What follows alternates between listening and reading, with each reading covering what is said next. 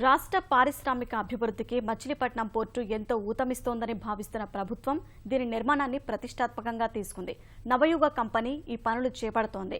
18 నెలల రికార్డు సమయంలో కృష్ణపట్నం పోర్టును పూర్తి చేసినట్లే దీన్ని నిర్మిస్తామని కృష్ణపట్నం పోర్టు సీఈఓగా ఎండ్లూరి అనిల్ కుమార్ చెప్పారు. పోర్టుల అభివృద్ధి, ఏపీకి ఉన్న అవకాశాలపై ఈటీవీకి ఇచ్చిన ప్రత్యేక ఇంటర్వ్యూలో ఆయన అభిప్రాయాలు పంచుకున్నారు. ఆ విశేషాలు ఇప్పుడు చూద్దాం.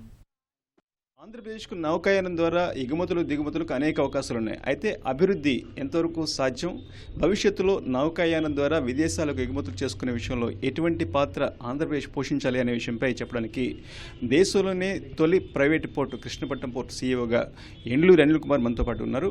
రాష్ట్రంలో ఈ నౌకాయాన అభివృద్ధికి సంబంధించి మరిన్ని విశేషాలను తెలుసుకుందాం.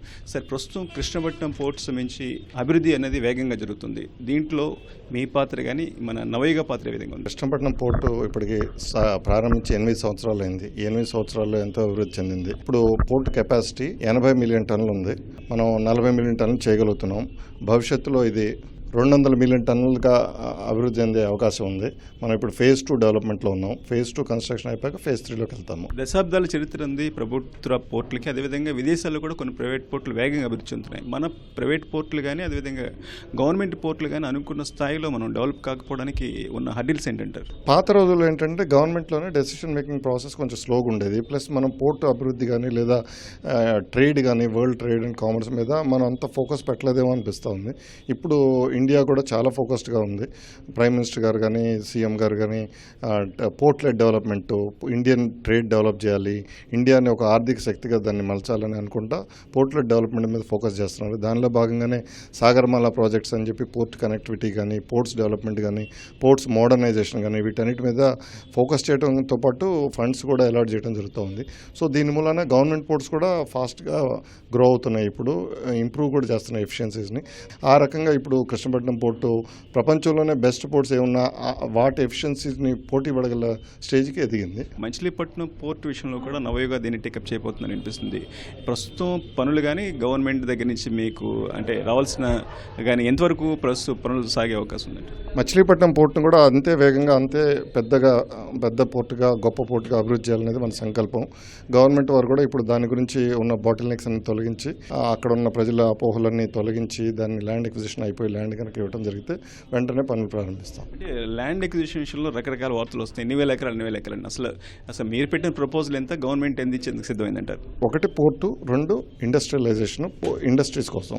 పోర్టుకి కావాల్సిన 4,800 ఎకరాలు, అందులో 2,400 ఎకరాల వరకు గవర్నమెంట్ ల్యాండే ఉంది. మిగిలిన వరకే పోర్టుకి తీసుకొని ఇస్తారు. కానీ గవర్నమెంట్ ఏంటంటే ఒకసారి పోర్టు వచ్చాక పక్కన ఇండస్ట్రీస్కి మళ్ళీ చాలా ఇండస్ట్రీస్ వస్తాయి. ఇప్పుడు నెల్లూరు కూడా బోల్డ్ అని ఇండస్ట్రీస్ వస్తాయి. అప్పుడు మళ్ళీ ల్యాండ్ అవైలబిలిటీ లేకపోతే ఇండస్ట్రీస్ వెళ్ళిపోయే ప్రమాదం ఉంది. అందుకని దాని పక్కన మిగిలిన కొంత ల్యాండ్ ఇప్పుడే సమీకరించి దాన్ని తీసుకుని ఇండస్ట్రియలైజేషన్ చేయాలనే ప్రపోజల్లో ఉంది. ప్రస్తుతం మనకు వైజాగ్ పోర్ట్ ఉంది, ప్రభుత్వ పోర్టు, అదేవిధంగా దుగ్గరాజపట్నం ఉంది. దాంతోపాటు కృష్ణపట్నం పోర్టు ద్వారా కూడా మనం చాలా వరకు ఎగుమతులు చేయగలుగుతాం, దిగుమతులు చేసుకోగలుగుతాం. ప్రత్యేకించి మచిలీపట్నం పోర్టు అవసరాలు ఎంతవరకు మనకు ఉంటాయంటారు? వైజాగ్ పోర్ట్ చూస్తే అది ఆంధ్ర కోస్ట్ 1000 కిలోమీటర్లు ఉంది. 1000 కిలోమీటర్లలో వైజాగ్ పోర్ట్ అనేది ఉత్తర దిక్కున ఉంది. అట్లాగే Krishnapatnam is more south, complete south, చెన్నైకి దగ్గరలో ఉంది. సెంటర్ ఆఫ్ ఆంధ్రాలో మచిలీపట్నం పోర్టుకి చాలా ఇంపార్టెన్స్ ఉంది. అదే కాదు హైదరాబాద్ కానీ తెలంగాణ రాష్ట్రం కానీ సెంట్రల్ ఇండియా కానీ నాగ్పూర్ కానీ ఛత్తీస్గఢ్ కానీ వాళ్ళందరికీ ఒక గేట్వే పోర్టుగా దీన్ని మలుచుకోవడంలో మనకి చాలా ఛాన్సెస్ ఉన్నాయి. మనం కనుక మంచి ఫెసిలిటీస్ క్రియేట్ చేయగలిగితే మచిలీపట్నం కూడా ఒక మంచి పోర్టుగా డెవలప్ చేసుకునే ఛాన్స్ అయితే ఉంది. సిబిఎస్ ద్వారా మనం ఎగుమతులు చేసే విషయంలో భవిష్యత్తు ఆంధ్రప్రదేశ్ భవిష్యత్తు ఏ విధంగా ఉండబోయే అవకాశం ఉందంటారు? చాలా బాగుంటుంది అనుకుంటున్నాను అండి. ఇప్పుడే మనం ఆల్మోస్ట్ ఇండియాలో Gujarat number 1, Maharashtra number 2, Andhra Pradesh number 3 ఉంది. ఇంకొంచెం ఫోకస్డ్గా ముందుకు వెళ్తే మనం నెంబర్ 2 పొజిషన్కి వెళ్ళటం పెద్ద కష్టం అయితే కాదు.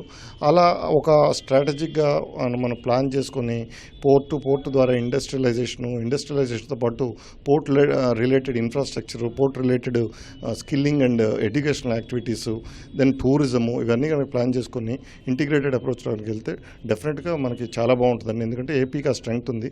ఇంట్రా ఏషియన్ ట్రేడ్ పెరిగేకుంది, ఏషియన్ కంట్రీస్ మధ్య ట్రేడ్ పెరిగేకుంది. ఈ ఈస్ట్ సైడ్ ఉండే పోర్ట్స్కి ఇంపార్టెన్స్ ఉంది. ఈస్ట్ సైడ్లో Andhra Pradesh is in a very correct spot. అందులో మచిలీపట్నం వస్తే ఇంకా సెంటర్ ఆఫ్ ఆంధ్రప్రదేశ్లో ఉంది.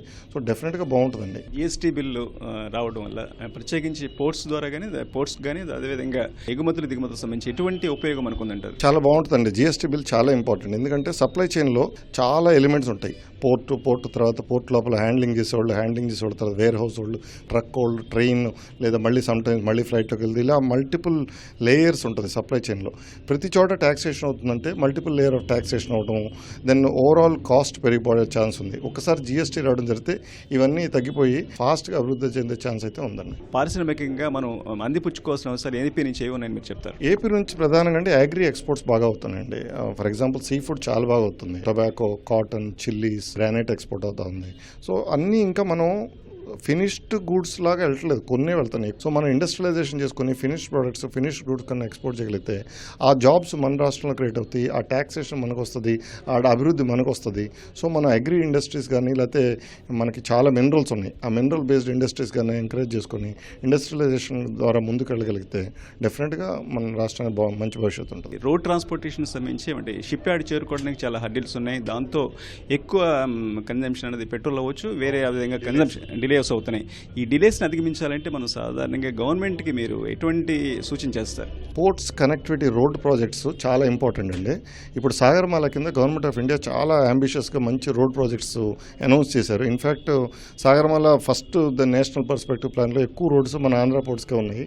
మనం ఇమ్మీడియట్గా గవర్నమెంట్ ఆఫ్ ఇండియా చెప్పగానే మన రాష్ట్ర గవర్నమెంట్ మనం అందరం చాలా ప్రపోజల్స్ పంపించాము, అవన్నీ యాక్సెప్ట్ అయినాయి.